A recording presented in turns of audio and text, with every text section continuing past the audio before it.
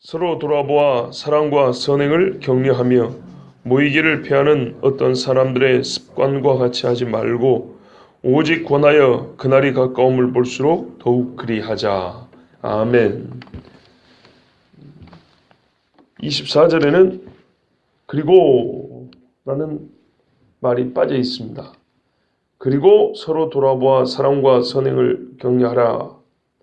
그랬으니까 23절과도 상관이 있고 22절과도 상관이 있습니다. 왜냐하면 23절에도 또 이렇게 시작하지 않습니까? 그러면 앞에 22절하고 연결이 있다는 얘기입니다. 그러면 22절은 21절하고 연결이 되어 있죠. 즉 우리에게 하나님의 집을 다스리는 큰 제사장 예수님이 있습니다. 그 예수님이 나에게는 큰 제사장입니다. 큰 제사장의 이 근거를 가지고 세 가지가 주어졌는데요. 첫 번째는 참마음과 온전한 믿음으로 하나님께 나아가자, 예배하자는 얘기죠. 23절에는 총 4개군요. 믿는 도리의 소망을 그러니까 굳게 지키자. 그리고 오늘 24절에는 서로 돌아보아 사랑과 선행을 격려하자입니다. 왜요? 이 사랑과 선행을 격려할 이유가 있어야 되지 않겠습니까? 세상에서는 공자가 가르쳐서 그렇다 그러고 서로 이익이 되려면 그러는 게 좋다 그럴지 모르지만 성경에서는 큰 제사장 예수님이 계시기 때문에 우리는 사랑과 선행을 격려해야 된다고 했습니다. 예수님이 우리에게 보여주신 그 삶을 살아가기 위해서는 혼자서 믿는다고 잘 되는 게 아니고 서로 사랑하고 사랑을 행하고 선행도 행하면서 모범이 되어주면서 이 격려라는 것은 말만 한다는 게 아니에요. 내가 사랑을 실천하고 선행을 행하면서 저 사람에게 내적인 힘을 주는 거예요. 저렇게 사랑하는 거구나. 저렇게 섬기는 거구나. 이렇게 보여주는 겁니다.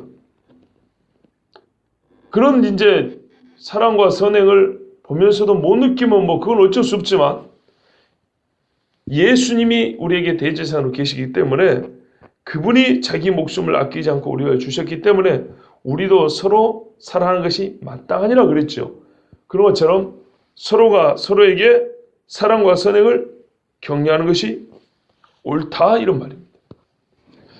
자, 근데 여기서 이제 문제가 서로 돌아보아가 먼저 있어요.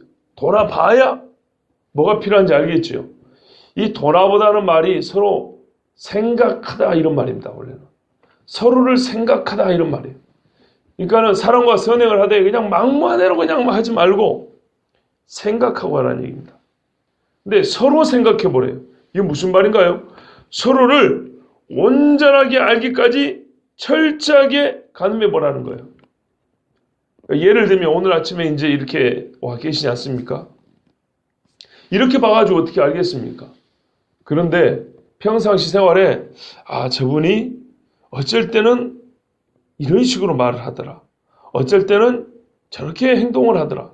이거를 판단해라는 얘기가 아니고 그거를 기억해 놨다가 혹시 뭔가 부족함이 보일 때가 있으면 혹시 어디가 아프십니까? 어디 마음이 좀 상한 일이 있습니까?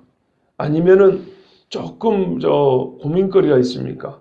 이렇게 서로 물어보고 확인해 가면서 그게 보여지죠. 그러면 실제로 도와주라 이런 말입니다.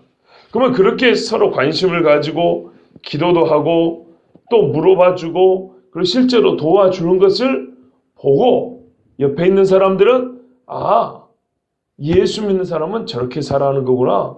예수 믿는 사람은 저렇게 선행하는 거구나. 이렇게 마음에 좋은 의미에서 도전과 자극이 된다 이런 말입니다. 이게 서로 돌아보아 사랑과 선행을 격려하라는 말씀입니다. 이것뿐만 아니고요. 남의 필요와 그 어려움을 영육간에 돕는 것뿐만 아니라 자기 자신을 제어하는 것도 사랑과 선행을 격려하는 방법이 됩니다. 직접 남에게 물어보고 남에게 도와준 건 하지만 자기 자신을 옛날에는 조금만 문제가 있으면 막 신경질을 팍팍 냈어요. 그런데 안 내요. 좀 참아요. 막 고함을 지르고 괴성을 지르는데 조금 누그러뜨릴 줄도 알아요. 그리고 옛날에 아주 거친 말을 쌍소리를 막 했어요. 그런데 언어가 좀 많이 부드러워졌어요. 자, 이런 거를 보면은 옆에 사람이 볼 때, 아, 저 사람이 참 그리스도인이구나. 이걸 넘어서서 그리스도인은 저렇게 사는 거구나. 라고 도전을 받는다는 얘기입니다. 그렇지 않겠습니까? 자식도 마찬가지예요. 부모가 예수를 믿긴 믿어도 옛날에는 처음에 겨우 교회를 다녔는데, 내가 어릴 때는 우리 부모님이 주일날 주일날 오늘은 뭐 어떤 핑계를 내서 교회에서 전화가 안 오게 하는 어떤 방법을 취하고 놀러를 갈까, 이런 궁리를 했던 그런 뭐 나이로 신자였는데, 나이가 들면서 여러 사람 연약한 집을 막 가면서 차로 태워다 온다든지, 좀 어려운 사람들, 마음이 좀 약한 사람들 가서 독려해가지고 같이 가서 일하고 같이 손을 잡고 교회에 온다든지, 이런 모습을 본단 말이에요. 그러면 우리 부모님이 신앙생활이 아주 깊어졌구나, 저렇게 신앙생활하는 거구나, 이렇게 배우게 됩니다. 이게 서로 돌아보아 사랑과 선을 격려하다는 겁니다. 서로 돌아보는 겁니다. 돌아봐서 깊이 관찰해보는 거예요. 성경에 이렇게 있죠. 너희는 생각하여보라. 들의 백합화와, 그죠? 그 풀들이 어떻게 먹고 자라는지 생각해보라. 그건 무슨 말이냐면요, 백합화와 들풀을 연구해가지고 무슨 식물학 박사들이라는 얘기가 아니에요. 그거를 잘 관찰해보면서 거기에 나타난 하나님의 은총을 생각해보라는 말입니다. 그죠? 내가 두루 살펴보고 하는 말이, 일평생을 살아보니 의인의 자식이 빌어먹는 것을 본 적이 없도다. 이건 어떻게 해요? 세밀히 관찰해봐야 알 수 있는 겁니다. 비슷한 뜻입니다. 성도와 성도들끼리 서로 세밀하게 관찰해보고 흠잡자는 얘기가 아닙니다. 서로에게 깊은 관심을 두는 거예요. 오늘 화장을 어떻게 했니? 머리를 어떻게 했니? 이런 이야기가 아니에요. 그러고 나서 그 얘기 지금은 뭐가 필요하면 조용히 기도를 해준다든지, 아니면 말로 한번 물어보고 위로를 한다든지, 아니면은 저 집이 참 요즘에 어렵구나, 그런데 별로 티를 안 내는구나, 그러면은 무슨 뭐 쌀이라도 한 봉지 갖다 준다든지, 이럴 뿐만 아니라 나 자신 스스로에게도 언어가 좀 달라지고, 말씀을 많이 봐서 예전에는 저분이 얘기할 때 성경을 전혀 모르는 것 같더니 요즘에 얘기하는 소리 들어보면 성경이 줄줄줄줄 나와. 그러고 보면 어떻게 해요? 서로에게 자연스럽게 사랑과 선행이 격려가 되고, 사랑을 행하는데 힘이 나고, 선행을 행하는데 낙심치 않게 되는 거죠. 성경에 너희가 선을 해야 돼 낙심치 않으면 때가 이르면 거두리라 그랬는데요, 낙심치 않으려고 한 대로 혼자 하면 이게 낙심이 안 됩니까? 돼요. 그런데 서로 격려하고 함께 하면 낙심될 것도 안 되게 잡을 수가 있어요. 이것이 우리에게 요구되는 그리스도인의 삶입니다. 요한일서 6절에 또 사랑은 이것이니 우리가 그 계명을 따라 행하는 것이라 그랬어요. 최고는 뭐냐면 이겁니다. 계명을 따르는 모습을 보여주는 것. 내가 계명을 따라 살아가고 주변의 신도들이, 즉 신자들이, 같은 말인데요, 형제자매들이 내가 하나님의 계명을 따라 행하는 것을 보게 되면, 듣게 되면 그것은 그에게 사랑과 선행을 격려하는 최고의 방법입니다. 이러한 중에 우리 주님은 주님 다시 오심을 기대하며 인내할 수 있다고 가르쳐 준 거예요. 논리적으로 꼭 그리 연결되는 건 아니지만 모이는 자는 예배하며 사랑과 선행을 격려할 수 있어요. 25절 보십시오. 모이기를 패하는 어떤 사람들의 습관과 같이 하지 말고 그랬어요. 여러분, 어떤 사람이 사랑과 선행을 격려할 수 있고 믿는 도리를 굳게 잡을 수 있겠습니까? 실제적인 의미에서요. 모이지 않고 이게 가능하겠습니까? 제가 일찍이 말씀드렸어요. 이 모임이라는 것이 개모임이나 영화 보러 모인다거나 밥 먹으러 모이는 게 아니라 그랬어요. 예배와 기도를 말한다 했어요. 가장 본질적으로는 예배예요. 조금 더 넓게 말하면 기도회, 무슨 뭐 찬양 집회, 부흥회, 뭐 성도들 간에 뭐랄까요? 아까 말한 사랑과 선행을 격려하기 위한 그리스도의 이름으로 모이는, 진짜 그리스도의 이름이 영광을 받을 수 있는 그런 모임, 이런 모임에 내가 함께하지 않고 혼자 있으면서 혼자 집에 앉아서 성경이나 띠적거린다고 해가지고 이게 가능하겠습니까? 불가능합니다. 실제로 모여야 합니다. 우리 집도 너희가 예루살렘에 머물러 있어 그랬어요. 성령이 오기를 기다리라 그랬어요. 한 사람에게 한 얘기가 아니고 여러 사람에게 한 얘기고 자연스럽게 많은 사람들이 모였습니다. 처음엔 제자들끼리만 모였고 그 다음에는 예수님의 가족들이 모이고 그 외에 여러 사람이 모여서 이름하여 120명의 성도들이 다락방에 모여가지고 기도할 때 성령이 내리지 않았습니까? 만약에 거기에 있지 않았다면요. 그날 가자 그랬는데 나는 집에서 잠을 잘래 하고 안 갔다면 성령의 부으심을 경험할 수 있었겠습니까? 절대로 없습니다. 우리가 그래서 가끔 기도할 때 여기 있는 자와 있지 않은 자도 동일한 은혜를 주시옵소서. 근데 이건 우리의 바람일 뿐이지 절대로 동일한 은혜 못 받습니다. 이것이 무슨 어려운 이론이 아닙니다. 내가 경험해보고 말할 수 있는 거 아닙니까? 여러분 동일한 은혜 받을 것 같으면 지금 집에서 주무시면 됩니다. 여기서 대표로 한 사람만 나와서 나는 여기에 있으나 있지 않은 우리 모든 성도들이 동일한 은혜를 받게 하여 주시옵소서. 간절히 구한다 해도 절대로 그건 안 됩니다. 하나님이 처음부터 그거는 법으로 정해놓지 않았습니다. 나오지 않은 사람이 똑같이 나온 사람과 은혜를 받는다는 건 하나님의 법이 아닙니다. 뿌린 대로 거둔다 그랬는데 어떻게 뿌리지 않은 사람하고 뿌린 사람하고 똑같이 거둘 수가 있습니까? 우리의 바람입니다. 우리가 좀 착해가지고 말이죠. 바람이지만 우리의 착함이 하나님의 공의를 넘어설 수는 없습니다. 절대로 불가능합니다.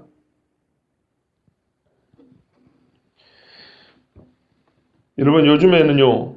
온라인상에서 서로가 마주보지 않고 여러 가지 일을 합니다. 그런데 마주보는 것보다 좋은 것은 아직도 있을 수가 없고 마주보는 것이 최고로 좋습니다. 그래 옛날에 이 젊은 사람들이 더해요. 마주봐야 할 일을 전화로 합니다. 전화로 해야 될 일을 문자로 합니다. 문자로 해야 될 일을 같은 문자지만 돈 안 드는 카카오톡으로 합니다. 그럴 수 있는 것이지만 그렇게 편하게 한 만큼 관계는 깊어지지 않습니다. 사소한 질문이나 대답은 문자로 가능해요. 간단한 것들은. 그런데 조금 서로 얼굴을 보면서 진위를 파악해야 될 문제, 즉 얼굴의 움직임까지 보면서 얘기해야 될 문제, 목소리의 높낮이까지 들으면서 얘기해야 될 문제는 반드시 전화를 하거나 또 보고 이야기를 해야 됩니다. 맞선을 문자라고 결혼한 사람은 없지요. 간혹 그런 사람이 있다 그럽니다. 간혹. 그런 사람은 그래도 적어도 사진을 볼 거 아닙니까? 여러분, 모이기를 패한다. 그런데 이 말씀을 좀 더 깊이 보기 전에 우리가 하나 오류를 피해가야 될 게 있어요. 그게 뭐냐면 어제 그 마귀가 예수님을 시험할 때 시편 91편 11절 12절 인용했다 그랬어요. 네 발이 돌에 부딪히지 않게 한다 그랬죠. 그래서 예수님 보고 뛰어내리라 그랬어요. 섞어 싸는데 그 말씀 써먹으라 그랬어요. 이 말씀도 매우 귀한 말씀인데 함부로 써먹는 인간들이 있었어요. 옛날에 로마 카톨릭이 교회를 지배하고 있을 때 종교개혁자들이 어떻게 합니까? 내 백성아 나오라 하는 말씀대로 나왔어요. 그랬더만 로마 카톨릭 사람들이 이 말씀을 인용하고 종교개혁자들을 비판했어요. 그리고 그들을 핍박했어요. 모이기를 패한다고. 안 그렇습니까? 로마 카톨릭 교회 안에 머물러 있어야 되는데 못 모이게 한다고. 저 개혁자들은 자기들끼리 떨어져 나가려고 한다고. 저 모이기를 패하는 놈들을 잡아 죽이라고. 이렇게 써먹었어요. 참 못된 놈들이죠. 별로 안 못됐습니까? 고린도후서 6장 14절에서 16절 상반절에 보면 너희는 믿지 않는 자와 멍에를 함께 매지 말라. 의와 불법이 어찌 함께하며 빛과 어둠이 어찌 사귀며 그리스도와 벨리알이 어찌 조화되며 믿는 자와 믿지 않는 자가 어찌 상관하며 하나님의 성전과 우상이 어찌 일치가 되리요. 우리는 살아계신 하나님의 성전이라. 아멘. 종교개혁자들이 로마 가톨릭을 떨어져 나온 것은 이 말씀 때문입니다. 그리스도와 귀신의 왕이 어떻게 함께 있겠습니까? 의와 불법이 어떻게 함께 있을 수 있겠습니까? 그래서 떨어져 나온 건데 이놈들은 자기들의 불의함을 살펴볼 생각을 하지 않고 저 떨어져 나온 놈들 하면서 모이기를 피하는 말씀을 거역하는 놈들하고 잡아주겠어요. 자, 본문을 보시면 모인다 그랬죠. 모이기를 피한다. 모이기. 이 모이기는 아까 말씀드린 예배입니다. 그런데 여기서 패하다는 말이 참 중요합니다. 패하다는 말은 위험의 때에 포기하다 이런 말입니다. 위험할 때 던져버린다 이런 거예요. 평안할 때는 달짝지근해서 입에 물고 있다가 조금 곤란하면 던져버린다 이런 뜻입니다. 상당히 강한 표현입니다. 성경에서 이 포기하다는 말, 패하다는 말은요 주로 버리다라는 뜻으로 번역이 됐어요. 버린다. 예를 들면 예수님이 아버지 어찌하여 나를 버리시나이까. 분리될 수 없는 삼위일체 하나님이 쪼개지는 그런 고통입니다. 이건 우리가 하나님의 안에서 잘 모르죠. 그러면 좀 마음에 와닿는 표현을 하면은 예수님을 시편에 보면 저가 음부에 썩음을 당하도록 버려두지 아니한다. 버려두지 아니한다. 버려두면요. 땅에 좀 썩어버린 거 예수님의 시체가. 그 버리다. 같은 말이에요. 또 대만은 세상을 살아야 나를 버리고 갔고 그랬어요. 바울이 디모데 후서에 보면 자기를 버린 사람이 몇 명인데 그 중에 한 사람 대만은 세상을 살아서 나를 버리고 갔다. 왜 그랬을까요? 이 선교가 보통 괴로운 일이 아니에요. 근데 세상이 너무 좋아요. 그래서 바울을 등지고 간 거예요. 히브리서 13장 5절에 보면은 그가 친히 말씀하시기를 내가 과연 너희를 버리지 아니하고 과연 너희를 떠나지 아니하리라. 하나님이 어떻게 해요? 우리를 버리지 아니하고 떠나지 아니한다 그랬죠. 요거를 거꾸로 뒤집으면 돼요. 하나님은 나를 버려버린다고 한번 생각해 보세요. 광야에서 다윗이 사울을 피해 도망갈 때 하나님이 만약에 다윗을 버렸다고 생각해 보세요. 다윗은 어떻게 됐겠는가? 이게 패하다입니다. 곤란할 때 던져버린 거예요. 무슨 말이에요? 예배가 힘들 때 예배를 던져버린 거예요. 예배가 조금 힘들어지고 귀찮아지기 시작하니까 나에게 부담이 되니까 예배를 던져버리는 거예요. 예배당 문 닫는 거하고 똑같은 얘기입니다. 우리가 앞에서 24절에 돌아보다가 중요해서 제가 좀 설명을 해드린 것처럼 여기서 패하다가 매우 중요한데요. 여러분 모이기를 패한다. 이 말은요. 예배를 패한다는 얘기입니다. 그러면은 예배는 왜 드립니까? 내가 그리스도인이라는 표징 아닙니까? 여기서 모임이란 그리스도를 머리로 둔 모임을 말합니다. 그래서 기본적으로 예배를 말한다는 거예요. 그러면 이 모이기를 패한다는 말이 뭐예요? 그리스도를 등지고 머리를 잘라내버린다는 얘기입니다. 머리 대신 그리스도를 잘라버리고 그 몸에서 지체인 내가 떨어져 나와버린다 이 말입니다. 그래서 이거를 배도라 부르죠. 25절은 배도를 경고하는 말씀입니다. 26절, 27절에 보면은 매우 무서운 말씀이 나와 있습니다. 우리가 성경에서 풀기도 어렵고 받아들이기도 매우 어려운 말씀입니다. 26, 27절과 앞에 있는 24절까지 말씀의 징검다리, 이 연결고리 역할을 하는 게 25절입니다. 25절은 어제 그제 말씀드린 하나의 소망의 표현입니다. 봐보세요. 모이기를 패하지 말고 그날이 가까이 옴을 볼수록 환난과 심판이 올수록 그때 버리고 가는 거니까요. 종말의 때가 올수록 어떻게 해요? 이 믿음을 굳게 잡기 위해서 더욱 모이자. 사랑과 선행을 어떻게 우리가 그날에도 해갈 수 있을 것이냐. 모이기를 힘써야 된다는 거예요. 모여서 뭐 하는데요? 머리 대신 그리스도, 구원 대신 그리스도, 대지상 대신 그리스도, 자기 몸을 단번에 죽임으로 성소에 들어가신 그리스도를 우리가 따라하자. 뭐 이런 이야기 하죠. 우리가 교회를 어떻게 하면 팔아먹고 도망갈 수 있을까? 이런 거 할 거 아니잖아요. 그러니까 소망을 말하면서 동시에 이 소망을 버린 자들은 얼마나 불행하고 무서운 일을 저지르는 것인지 우리가 절대 배도하지 말자, 이런 뜻입니다. 두 가지를 담고 있습니다. 움직이지 않고 믿는 도리를 굳게 잡고 있으려면, 또 서로 돌아보아 사랑과 선을 격려하려면 필요한 게 뭐냐? 모이기를 패하지 말라, 이 말입니다.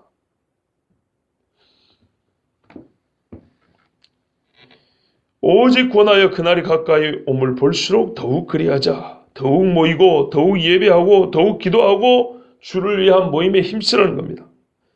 아까도 말씀드렸지만 실제로 모이지 않고 어디서 영적인 힘을 얻을 것이고 교훈을 받을 것이고 신앙을 실천하는, 믿는다는 것이 무엇인지 실천하는 그 삶은 어디서부터 시작하겠습니까? 예배부터 시작합니다. 믿음이니까 믿음의 가장 본질적인 행위는 믿는 대상이신 하나님을 경배하는 것 아닙니까? 여기서부터 시작합니다. 이 본문은요, 1차적으로 AD 70년에 예루살렘이 멸망할 것을 내다보고 주신 경고이기도 합니다. 그리고 오늘 우리에게 주신 경고입니다. 누가복음 21장에 보면은 너희는 스스로 조심하라. 그렇지 않으면 방탕함과 술취함과 생활의 염려로 사랑과 선행을 격려하는커녕 이런 것 때문에 마음이 둔하여지고, 지난 주일날 1시간 내내 들은 게 마음 아닙니까? 마음이 둔하여지고 뜻밖의 그날이 덫과 같이 너에게 이 말이라. 이날은 온 지구상에 거하는 모든 사람에게 이 말이라. 이러므로 너희는 장차 올 이 모든 일을 능히 피하고 인자 앞에 서도록 항상 기도하며 깨어있으라 하시니라 그랬어요. 깨어있으라 그랬어요. 모이기를 패하지 말고 오직 권하여, 여기도 권하는 거예요. 서로 돌아보아 사랑과 선을 격려하는 것처럼 모이는 것도 권하여 그날이 가까움을 볼수록, 우리 주님이 말씀하신 이 마지막 때 가까울수록 더욱 그리하자. 더욱 모이자. 근데 여기 모이는 것을 패하는 사람들은 어떻게 패하냐 하면 습관적으로 패합니다. 말씀해 보세요. 모이기를 패하는 어떤 사람들 습관과 같이 하지 말고, 여기 습관이라는 것은 반복한다는 의미에서 습관이라기보다는 매우 의도적이라는 겁니다. 의도적으로. 우리가 습관을 말할 때 두 가지 말하지 않습니까? 무의식 중에 어떤 사람이 똑같은 짓을 해요. 저 초등학교 5학년 때 우리 선생님이 왼쪽 눈을 이렇게 해요. 자꾸. 그래서 따라하게 되더라고요. 선생님이 왜 그랬을까요? 몸이 안 좋아서 병이 있어서 그럴 수도 있고, 아니 몇 번 하다 그게 말 그대로 자기도 모르게 습관이 되었을 수 있습니다. 습관이 되다 하다 보니까는 이제 몸이 그걸 익숙해져 가지고 그냥 그렇게 할 수도 있는 겁니다. 그런데 또 어떤 경우에는 우리가 이런 것도 습관, 도둑질하는 것도 습관적으로 저거 도둑질하는 거죠. 그 도벽이 있다 그러죠. 그럴 때 이거는 뭐예요? 이 눈을 깜빡깜빡하는 것처럼 모르고 훔쳐간다는 겁니까? 아니죠. 알고 훔쳐가는데 어떻게 해요? 늘상 그렇게 사는 거예요. 반복해서. 이걸 또 습관이라고 그럽니다. 모르고 무의식에 나오는 것도 습관이지만은 알고서도 반복하는 습관이 있습니다. 여기서 말하는 습관은 알고 의도적으로 반복하는 습관을 말합니다. 디모데 후서 1장 5절에 아시아에 있는 모든 사람이 나를 버린 일을 네가 안 하니, 그리고 바울이 디모데에게 편지를 쓰면서 아시아에 있는 많은 사람이 자기를 버렸다 그랬습니다. 그러니까 디모데야, 니도 힘내라. 복음을 듣고 믿는 척 했지만은 끝까지 너와 붙어있지 않고 버리고 니를 그냥 떠난 게 아니라 니를 버리고 가는 사람이 많이 있을 거다. 왜요? 습관이 되어서 그런 사람들이 꽤나 많으니라. 그러니까 힘내라 그랬어요. 가끔 교회를 멀리하고 예배에 불참하는 이야기를 하는 게 아니고요, 의도적으로 교회를 떠나는 악을 말하는 겁니다.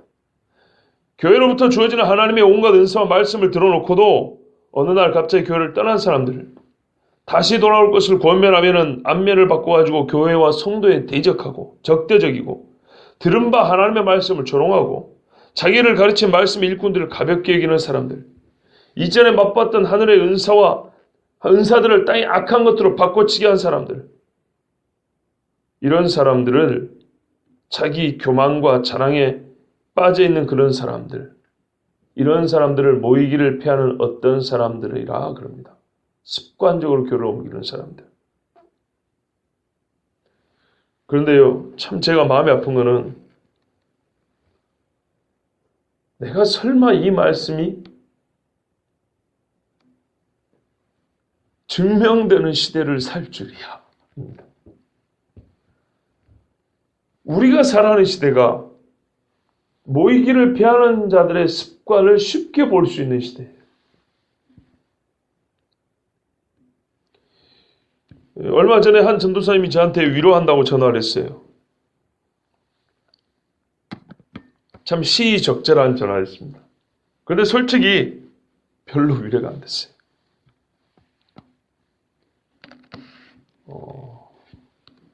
왜 그러냐면요. 일단 그분이 왜 위로를 하려고 전화를 했냐면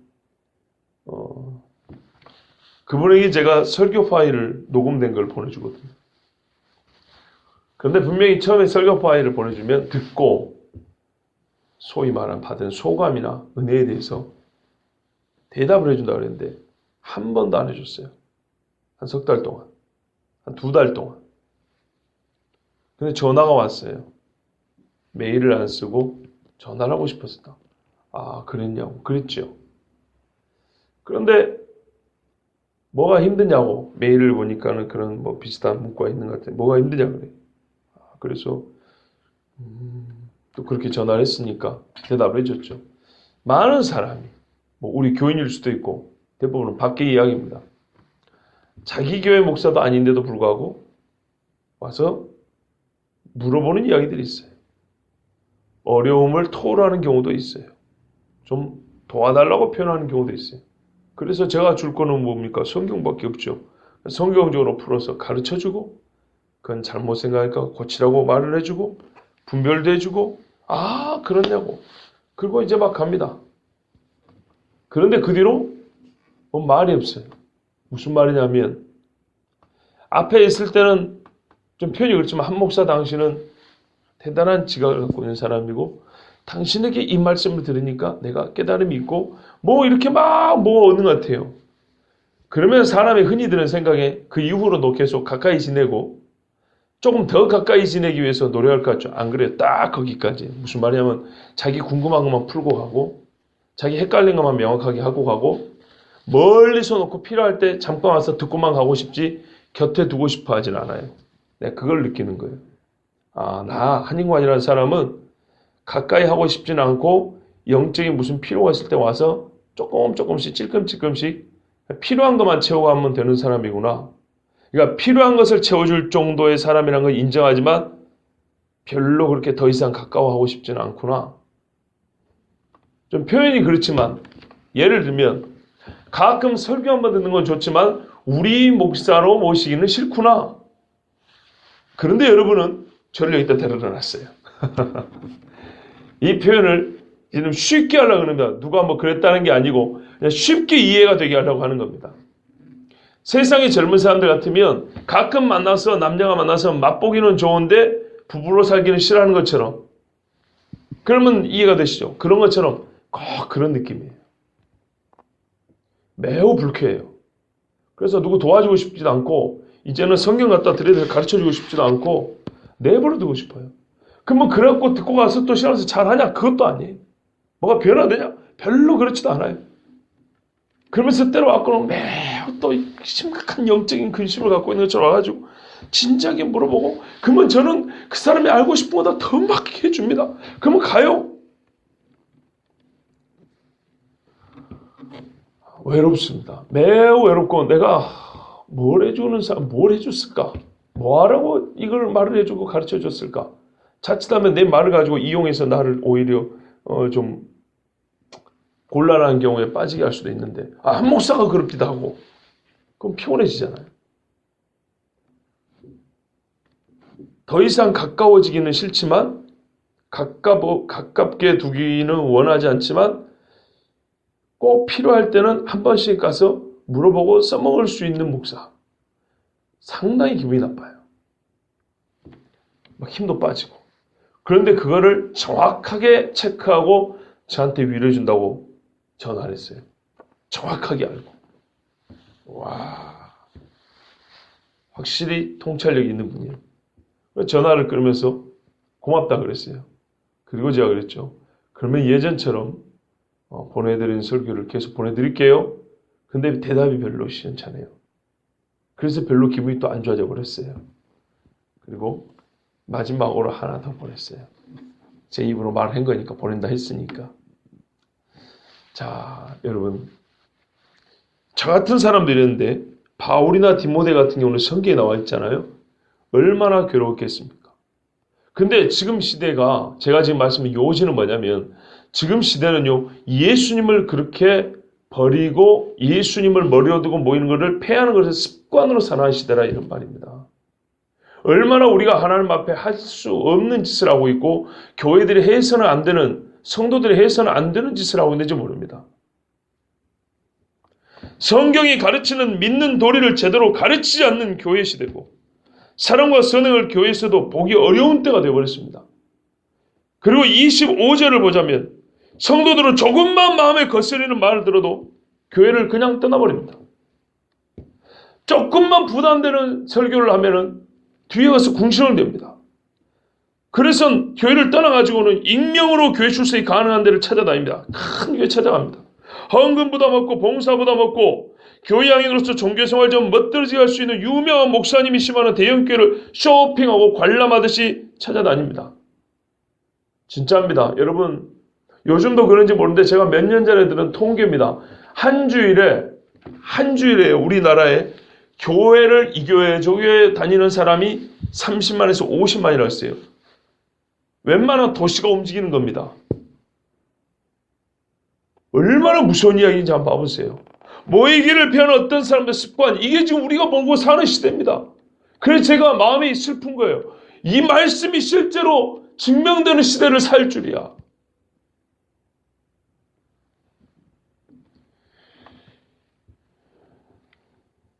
그런데요, 이 모든 일의 권면의 근거요, 또는 이 권면과 경고에 순종할 수 있는 힘은 어디서부터 나옵니까?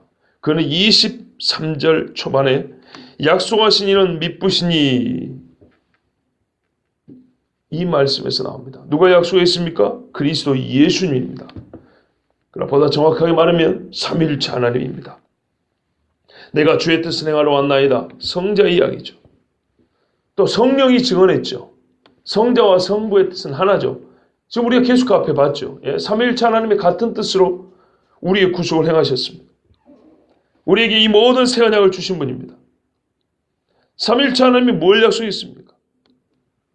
깊이 길게 말할 필요가 없습니다. 16절에서 18절에 요약이 되어 있습니다. 주께서 이르시되 그날 후로는 그들과 맺을 언약이 이것이라 하시고 내 법을 그들의 마음에 두고 그들의 생각이 기록하리라 하신 후에 또 그들의 죄와 그들의 불법을 내가 다시 기억하지 아니하리라 하셨으니 이것들을 사하셨은즉 다시 죄를 위하여 제사 드릴 것이 없느니라. 이거를 삼위일체 하나님이 약속해 주셨습니다. 여기에 근거하여 이 약속을 믿보다 안 믿는다 이 말이에요. 신실하게 틀림없이 이루실 분이기 때문에 우리에게는 22절부터 25절까지의 당부와 의무가 주어졌습니다. 그리고 이 말씀을 행할 능력도 갖게 되었습니다. 정말 하나님의 법이 마음에 두어졌고 생각이 기록되었다면 하나님을 예배하십시오. 믿는 도리를 굳게 잡으십시오. 서로 돌아보아 사랑과 선을 격려하시고 주님 다시 오실 때까지 미혹과 환란이 클수록 모이기를 패하는 어떤 사람들의 습관을 쫓지 말고 더욱 모이기를 힘써 하나님을 예배하고 주님 앞에 기도하는 우리 모두가 되기를 바랍니다. 기도하겠습니다.